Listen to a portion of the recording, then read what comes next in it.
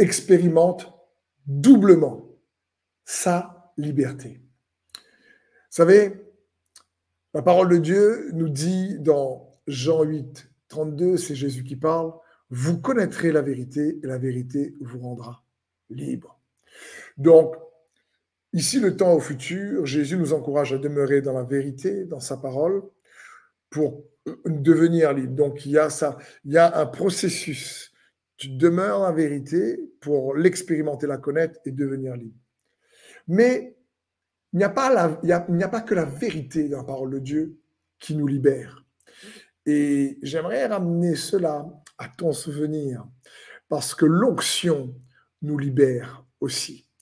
Dans Luc 4, au verset 18, la Bible dit « L'Esprit du Seigneur est sur moi », c'est Jésus à nouveau qui parle, « parce qu'il m'a oint pour annoncer une bonne nouvelle aux pauvres. Il m'a envoyé pour guérir ceux qui ont le cœur brisé, pour proclamer aux captifs la délivrance et aux aveugles le recouvrement de la vue, pour renvoyer libres les opprimés, pour publier une année de grâce du Seigneur. » Donc on voit ici que l'onction renvoie libre, l'onction, puissance du Saint-Esprit pour rendre libre.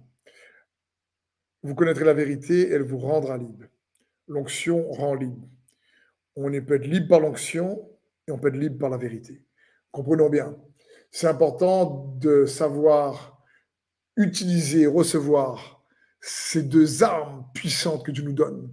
Il y en a plusieurs. La grâce en est une extraordinaire également. J'aimerais mettre l'accent ici sur l'onction et la vérité. L'onction est capable de briser le joug, l'oppression démoniaque, d'esprit mauvais. C'est une personne brisée d'addiction. Elle vient, elle brise. Mais pour garder cette liberté et être libre intérieurement, il nous faut demeurer dans sa vérité, demeurer dans son amour. Lorsque on connaît la vérité, on se rappelle surtout de ô combien on est aimé de Dieu, ô combien quand on garde sa parole, eh ben, on expérimente l'intervention de Dieu, qui est une expression de son amour envers nous. Même lorsque c'est difficile, le fait de garder la foi en lui et ce qu'il dit, sa parole, nous permet d'avoir une espérance qui va nous faire expérimenter l'intervention de sa puissance, qui va être un signe, un acte, une preuve de son amour envers nous. Donc, l'onction libère sur le coup de l'oppression de l'ennemi, du joug de l'oppression extérieure, mais pour garder aussi cette liberté, grandir dans ce processus intérieur de liberté, il est important d'être renouvelé par la vérité intérieure, il est important de faire confiance en sa vérité, qui est la parole, sa parole est la vérité, afin de connaître une pleine liberté intérieure. Et c'est un peu ce que le roi David faisait toujours lorsqu'il était poursuivi par Saül, lorsqu'il était poursuivi de toutes parts et qu'il fuyait dans le désert, se cachait dans les grottes. C'était difficile pour lui. Et il va dire ceci, un psaume, une vérité que je t'encourage à garder dans ton cœur, à cultiver, à croire, à demeurer, à rappeler souvent à ton souvenir, c'est celle-ci. Il va dire, Psaume 27, 13, « Que deviendrais-je si je n'avais pas l'assurance de voir l'amour de l'Éternel au pays des vivants ?» Donc David se pose une question à lui-même. Dans les difficultés et les tempêtes, il dit, mais qu'est-ce que je deviendrai? Franchement, qu'est-ce que je deviendrai si je n'ai pas l'assurance de m'attendre à expérimenter prochainement son amour par une intervention incroyable en ma faveur. Voilà ce qu'il veut dire. Et puis il se parle à lui-même et va dire, attends-toi donc à l'Éternel, sois fort, affermis ton courage. Oui, attends-toi à l'Éternel. Ce que j'aime avec le roi David, c'est qu'il se parle souvent à lui-même. Il se pose lui-même une question et il se dit, attends, mais qu'est-ce que je vais devenir vraiment si je n'avais pas d'assurance en l'intervention de son amour? Parce que là, il ne voyait pas les circonstances, c'était compliqué. C'était l'inverse. Et puis, il se parle à lui-même et il dit, affermis ton courage.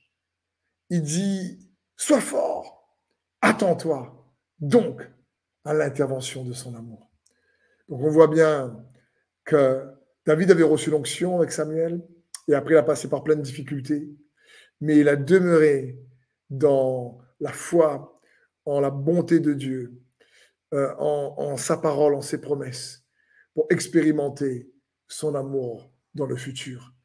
Et donc, comprenons bien, nous avons la possibilité d'expérimenter une double liberté. Par l'onction que nous expérimentons lorsqu'on rencontre Christ et lorsqu'il nous délivre d'addiction, lorsqu'il nous guérit, etc., lorsqu'il nous délivre de pression. Et ensuite, nous avons l'opportunité de rester, croire en sa parole et ses promesses, et de se dire comme David, hé, tu sais quoi, si j'avais pas l'assurance d'expérimenter son amour, franchement, quelque part, ça sert à quoi d'être chrétien, je n'ai pas cette assurance. Ça sert à quoi de croire en Dieu, je n'ai pas l'assurance d'expérimenter son amour. Et puis, il se fortifie en disant, attends-toi donc à son intervention.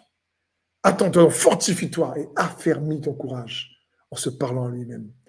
Et j'aimerais t'encourager, mon ami, mon frère, ma sœur, à t'approprier cette vérité. Parce que vous connaîtrez la vérité et la vérité vous rendra libre. Tu as et j'ai l'assurance par cette parole qui est vraie de nous attendre à l'intervention de son amour en ta faveur. Encourage-toi donc comme le roi David l'a fait par cette vérité pour rester libre à l'intérieur et voir cette liberté se manifester dans la victoire des circonstances bientôt en demeurant dans la foi. L'intervention de son amour en ta faveur parce que Jésus t'aime et t'encourage dans Jean 15 à demeurer dans son amour, car il est le cep et nous sommes les sarments. Et si nous restons attachés à lui, nous allons porter du fruit pour la gloire de son nom. Attends-toi à lui, fortifie ton courage, attends-toi à lui. Amen.